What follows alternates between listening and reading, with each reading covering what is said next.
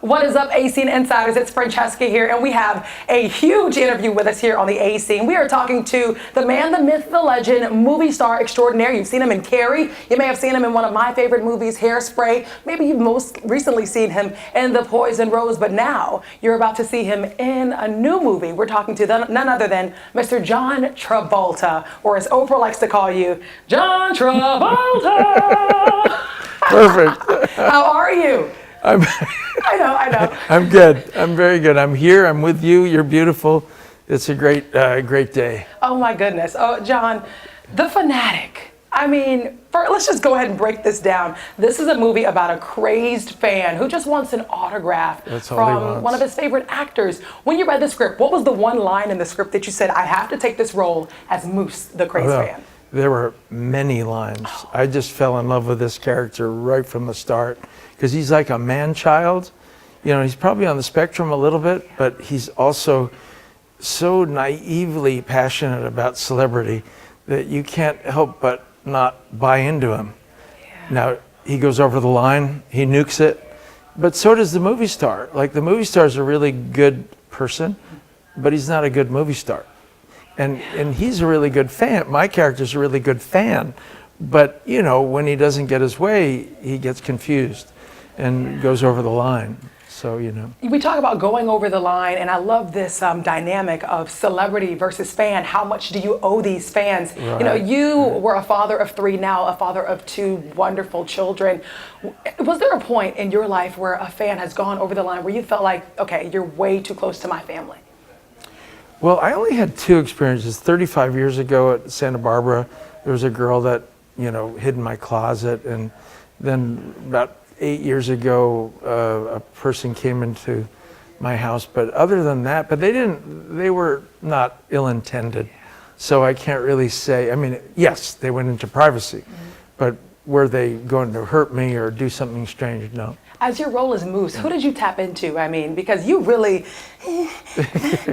played Moose up, and Moose would get upset. As you said, he may have been on the spectrum, and he would just burst out into anger, and he just doesn't understand how I feel. What did you tap into? Because you played the heck out of this role. Yeah, thank you. You know, sometimes you just have these characters in your back pocket. I remember the movie you like with Hairspray with Turnblad. That was a character I just knew I could play well, and also with playing Clinton and Primary Colors, and the Shapiro role, and sometimes they're nothing like you at all, but yet you know you can play them, and I don't know what that's about exactly, but it's just this knowledge, this certainty that you have about portraying something that's different than you are, but you own it. You can let's say assume the beingness of that character. And it's a role that we have never seen you in before. Now I want to take our fans back into time when you were first pitched this. Fred Durst from Limp Bizkit, and he even got his little song in there, I noticed, in the movie when Hunter was driving the car with his son. He was like, you ever heard of Limp Bizkit? I thought that was cute. But Fred Durst directed this with you, came to you with the idea. Yeah, he did. We met years ago, like 15 years ago. He wanted to get into film. I was all for it. You know, I said, one day if you want to, you know, present something to me. 15 years later, he knew this guy, Moose, that is actually loosely based on a real guy. And he wrote it with me in mind. Like, he just kind of knew that I could portray this guy. And at first I thought, I don't know. I mean, I didn't know Fred could write this well. I didn't know he could direct this well. And he blew my mind. He blew my mind. When he gave it to me, it was just perfect for me. And speaking of blowing mind, the way Moose looked, I mean, the glue, I don't know if it was a faux mohawk, clearly. Yeah. What was that transformation process like? And give me a little taste of what it was like to film behind the scenes when you guys would stop filming. Okay, so what Fred would do, because he's an actor as well, is he would improvise with me prior to the scene. So it's kind of role that you need to get into a zone in order to really be there. So what would happen was he'd ask me questions about Moose. How you doing today, Moose? Did you run into anybody? What do you think of so-and-so? And what do you think? And he'd ask me maybe 2 to 3 minutes of improvisation. And then suddenly I'd feel it, and bam, we'd start filming. That would be the kind of vibe on the set. And all the crew would do that with me too. I would talk to the cameraman, I'd talk to the cinematographer, I'd talk to props or whoever was near me as Moose, and then go right into the character. Let me ask you this, John. You are so talented, and I know your parents are no longer with you, but we just celebrated National Parents Day. I know back in, I believe it was late July, you posted this gorgeous black and white photo to your Instagram. Oh, thank you. Yeah, one of the Oscars, yes. One of the Oscar photos. What do you think your parents would say about your years of performances and all of your roles? Well, my mother being an acting teacher and my father being a consummate critic, I think he'd be really proud, you know. I think they both would be, because they were discerning. They weren't easy prey as far as winning over. You had to deliver in both their eyes. They were kind, but you also, if you did something stellar, they would acknowledge it with thought and with intelligence and being discerning, you know. So I think they'd be proud. You know? That makes me just so happy, because I know you post your dad and your mom, you post them all the time. One of my last questions for you, as a celebrity, you let your fans in very close to your life. What has been one of the biggest rewards, or whether it be something kind of rewarding that you got from a fan, or something that you're like, whoa, I didn't realize I'd get a snake in the mail that says, you know, I'm slithering for your love, or something like that? Well, I have a fan who changed her name to my name. Her name is Sharon Travolta. She lives in England. And she's been for 40 years, she's been my fan. Your family, you mean, now? Well, yeah, I mean, she lives in England, but she every birthday, she watches every movie from the morning till night.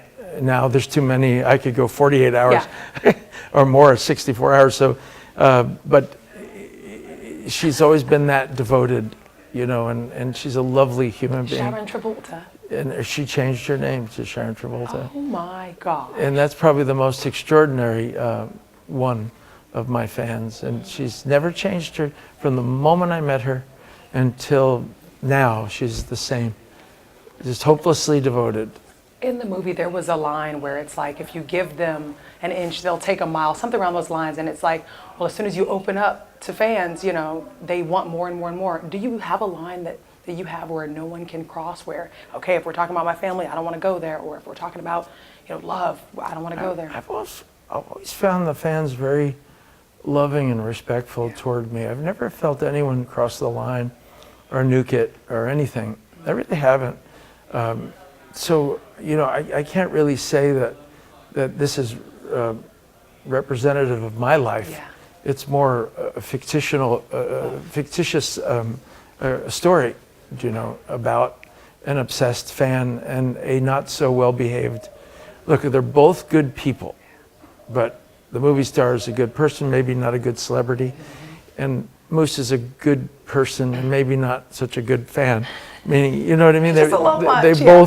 They both cross over the line, you know. What is my final question, second Sure. and final. What is the one character that you have never played that now you want to play? Oh gosh, you know, honestly, I always feel that the characters that I will do the best are in somebody's imagination, and that has been 100% true. If you told me that I would play the hitman in Pulp Fiction and I was in Quentin's imagination, I would have never thought that. If you told me that I'd play the President of the United States or a woman or Moose, this character, I would just have never would imagine. So I really leave that up to the imagination of the writers. I think my destiny is much better than my thinking up something that I haven't played. They'll do it better. You know, I'd rather be a muse of some sort. And that you are. All right, finally, Neo, I'm going to end this with a bang, literally. So recently, about, you know, a couple of weeks ago, all of a sudden we saw this music video that came out of nowhere, and there were these girls dancing in it. You know, it's Pitbull's music video. And we see this guy, you know, from the back. Like, who is this guy? We see his hands moving on a table. We see him kind of looking at all these girls. At the end, we see you pop up. We see John Travolta. Tell me how this came about, you working with Pitbull for this song that you hear playing. Okay, well, first of all, I adore him. And I reached out to him a few years ago just to be a friend. and we ended up wanting to do business together, and we wanted to be the right thing, and he and his director came up with this idea, because ever since I shaved my head, they've been comparing us. Thank you. And they knew that he inspired it to some degree. You know, his friend superimposed a bald head on my furry hair and said, I think Pitt, you know, thinks this is better. Pitbull likes it better. Likes better. So I said, you know, and then at New Year's, my family said, let's go for it. Why don't you do it? And so I did. And then the world agreed with it. And then he and the director came up with this very clever idea of, you know, you're thinking that it's him throughout the video, and then you see that it's not, but even more so than I do dancing as though I were, you know, years ago doing. You did the darn thing. You've been dancing for years. I know you've actually taught yourself when you've also taken lessons. So great job. I mean, from acting to dancing to this new movie out, The Fanatic, August 30th. Thank you so much for speaking with us. Is there anything else, John Travolta, that you want to tell your fans in Atlanta who probably want to work with you one day out here in Atlanta? Well, I love you. I thank you for always being there for me. And I thank you for injecting some life into me this morning, because I was saying to you earlier, I'm a nocturnal soul, like a lot of actors and musicians are. So normally I stay up all night. So I stayed up all night in order to be here. So thanks for waking me up with such beautiful energy. Thank you so much, John. Are you going to be coming to Atlanta to film soon? I hope so.